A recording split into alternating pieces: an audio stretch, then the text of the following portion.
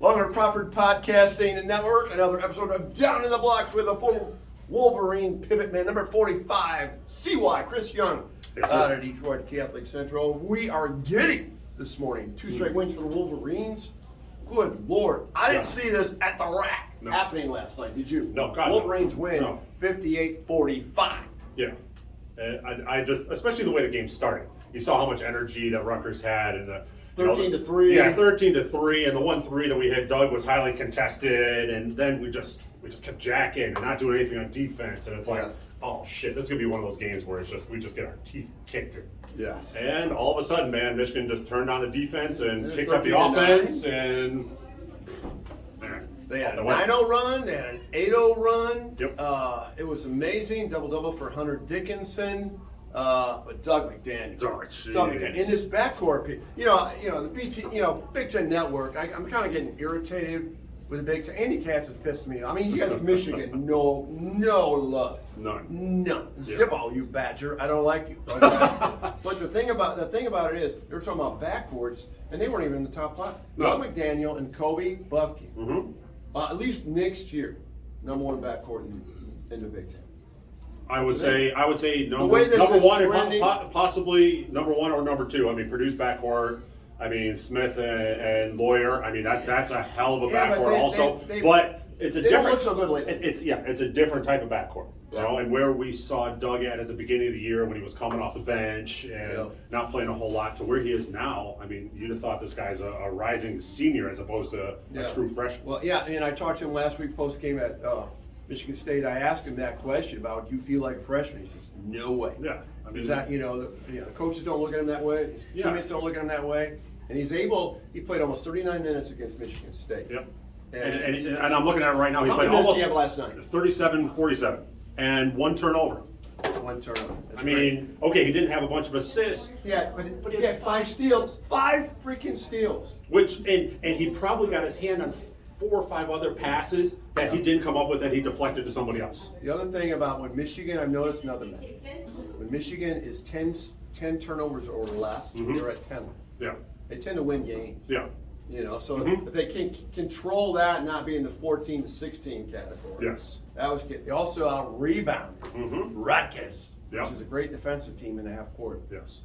By about 6 or 8. Yep. They out-rebounded Michigan State by 13 at 38-25. Yep. So all of a sudden, rebounding is a strength of the Wolverines. Yeah, it is. And defending.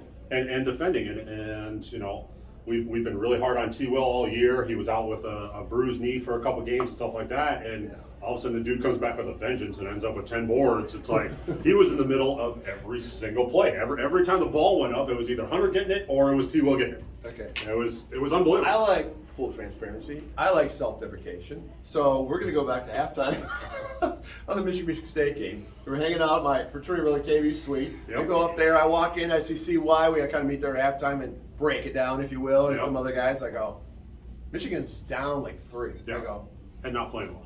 I friggin' hate this team. I hate this team. Yeah. Okay. There's so what have they done since that time? Mm-hmm. Played terrific in the second half against Michigan State. Yeah. And then we saw last night. Now I'm not saying they're NCAA tournament bound. I'm not saying that they're going to win the magic 20 wins that I think they need to.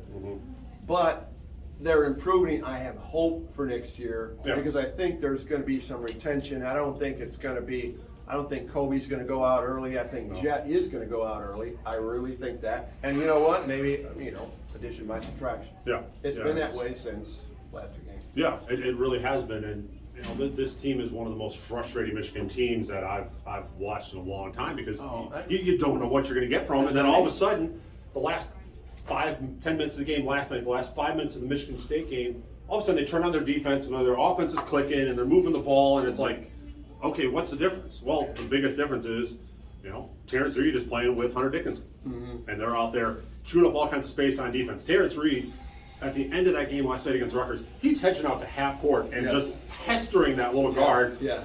The guy turns his back and he's able to recover, get all the way back down, and deny the pass coming back to his man. And he did that 3 or 4 times on back-to-back possessions.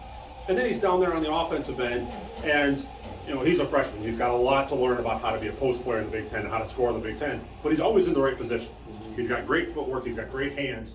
you just got to get a little more familiar around the rim. Don't bring the ball down. Don't give it to guys. Mm-hmm.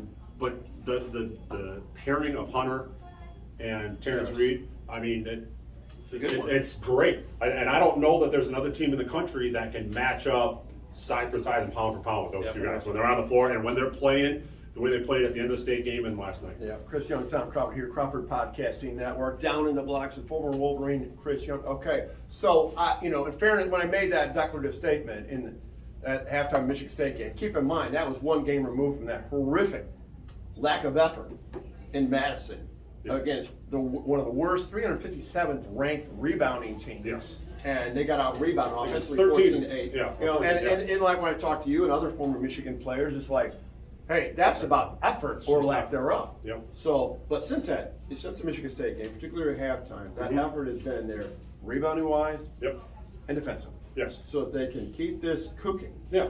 Well, and it hasn't just been that; it's been, defensively, getting in passing lanes, deflecting balls, getting steals.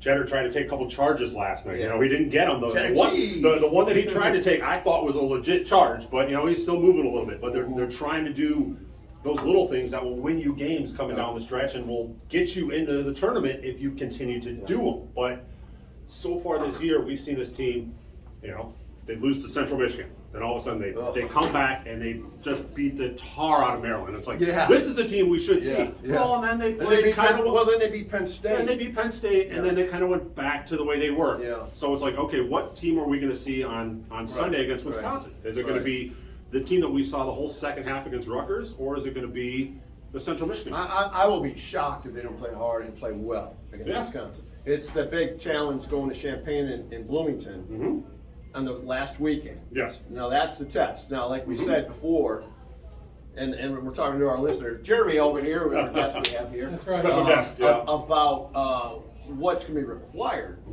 to get in the tournament. I said, we all somewhat in agreement. 20. The magic number is 20 wins, because of the fact you got like 3 quad ones in front of you. But the problem is that a quad 4 loss, and I learned this year more than ever before, can be so freaking damaging. Yes. When they do their evaluations, and that one's gonna sting. Oh, absolutely. And that'll be something where even if Michigan wins their next 3 regular season games, even if they make some noise in the Big Ten tournament, there'll still be some haters out there that'll be like, but look at what they did back at the end of December. Yeah. They got this quad 4 loss. Yeah. And, okay, so we give them a 12 seed, they could still get popped. And then, what are they going to do? Are they going to draw the viewership? They're going to look at all those kinds of things. Oh, yeah. And it's just going to be one of those things that are just hanging around their neck. But from what we said at the beginning of the season, what's it going to take Michigan to make the tournament? It's going to be that magical 20 wins, but it's also 12 wins in the Big Ten. Yeah, well, I said 12 and 8 would get after they lost to I'm trying to think of what game it was. The loss to Purdue. I said they're going to have to figure out how to get to 12, and they'd be okay going to Chicago. Maybe it might not be totally good for Chicago. They might need 1 each. They're going to need 1 in Chicago. They're going to be playing on Thursday. Yeah, but I mean, they win 2 of their next 3 or all 3 of these last 3 games. Yeah. They realistically finish the 4 seed and get a double bye in the Big Ten tournament, which, that's great. That limits 1 full day that you have to play, but it's also like, in the back of your mind, you almost want to drop one of these next 3, so that way you have to play Thursdays to possibly get another quad 1 win. Yeah. You could possibly play, Wisconsin again, or possibly play Maryland, or someone where, oh man, okay, we can pick up another quad 1 win. We win Thursday, Friday, have a good showing on Saturday, then we're in. Yeah. So it's all these little, I had a coach once upon a time that used to say the game within the game. It's all the little nuanced things that you always have to look at and think about. I mean, anything's possible with this team at this point, which, 6 weeks ago, there's no way we'd been sitting here thinking that we'd be in this situation fighting for 4th place in the Big Ten and have a realistic shot of getting a double bye in the Big Ten. We would not have a lick of care, I'll tell you. That's what we were perceiving. I mean, it's like, why would we go to Chicago to the Big Ten tournament? Yeah, I'm not getting hotel rooms. I'm not planning on staying until Sunday. That's not a thing. No, it's not a fair weather fan thing, but I mean, that's realistic. I mean, and let's just follow up. Last year was 17 and 14. There were a lot of naysayers like, how did Michigan get in the tournament? So what do, they go down to Indy, and they beat a really good Colorado State team, and they beat the number 2 seed Tennessee Volunteers. And so they're in the Sweet 16 for the 5th consecutive year. That's pretty good. That's really good. So, I mean, You know, I'm not saying that they're necessarily going to get in the tournament, but hey, they're playing relevant basketball. They're trending the right way at the right time. Yeah. You know, that's one thing we've always said about Michigan State for the last 25 Sure. years. Yeah. They always, you know, January they're good, February they're better. Yeah. Then it's March and April, and that's when Izzo gets these teams together. Well, Juwan's doing the same thing with these guys. Yeah. You know, they're really trending the right way, and I mean, I don't see why they can't win 2 of the next 3 or 3 of the next 3. Yeah. You know, these are winnable games. They played both these teams, or all 3 of these teams, tough, and you know, should have beat Indiana at home. Ugh, Should have beat Wisconsin up in Wisconsin. horrible. Should have beat Iowa at Iowa. Should have beat Iowa at Should Iowa. have beat UVA at home. Yeah, In the ACC and Big Ten it's like, Championship. okay, Illinois and Indiana, they're both fighting for the same position because Yeah. we're all ranked at that same exact spot in the Big Ten. We're all Right. fiare going for that double bye. Yeah. So I mean, these Michigan's are third going to be right now. They're yeah. third right now. This is going to be, you know, fighting, clawing, grabbing for everything. Right. But the way this team is playing now, we can compete playing in those type of games where a month ago we couldn't. Yeah. We didn't have the guys that had the stones to step up and say, no, we're going to win these games, and I don't care what we have to do, who we have to run through to get to these wins. Yeah. Well, if you keep defending and keep rebounds, That's all it takes. you know, you're going to hang around the chicken coop. Yeah, You know, that's for sure. Even on the That's road, for sure. even you know, down Well- at State Farm Arena in Champaign, which is, you know, Yeah, it's a hell of a place to play. And, but and then IU. But you know, and then it's also being aggressive on the offensive side. I mean, Joey Baker came out, and you know, he didn't play his best game, he didn't play his worst game, Yeah. but the kid was more aggressive I know. last night than I've seen him No, play he's all a starter, season. And give me two 3 balls, and you're good, Joey. Yeah. You know, And, give me your and 12 get- minutes. yeah, and make 2 of them, but shoot 6 or 7 of them. Yeah. Because you're going to be open, and that's why you're there. Because you never know. Okay, you make 4 of them. Yeah. What does that do to the What do you game? think of that Kobe step back in the, over in the corner? I mean, unbelievable. Wow. Unbelievable. Wow. Well, and then Kobe, Steph you Curry. know, right, you know, as the shot clock's ending, about the 5-minute mark or so, the guy's hedge out on the screen. He splits the screen, comes down the lane, and finishes man. with the right With hand. the right. He's a lefty. I mean, that was, you know, Yeah. that just shows flashes of what this kid is capable of doing. I mean, the upside for the guys that played last night, and then you got to throw Jet in there too. I mean, there's huge upsides for everybody. Sure. It's just a matter of, can we put it together and can we sustain it? Yeah, I think hopefully we can. He's Chris Young. I'm Tom Crawford. Down in the blocks on the Crawford Podcasting Network. I hope we have this enthusiasm next week. So do I. Most, you know, I mean, we're almost both giddy after that game last night because, I mean, no one was expecting it. No, not Yeah. expecting it at all. But hey, predictably unpredictable, the Michigan Wolverines under Juwan Howard. Until next time, down the blocks, Chris Young, Tom Crawford, and the Crawford Podcast.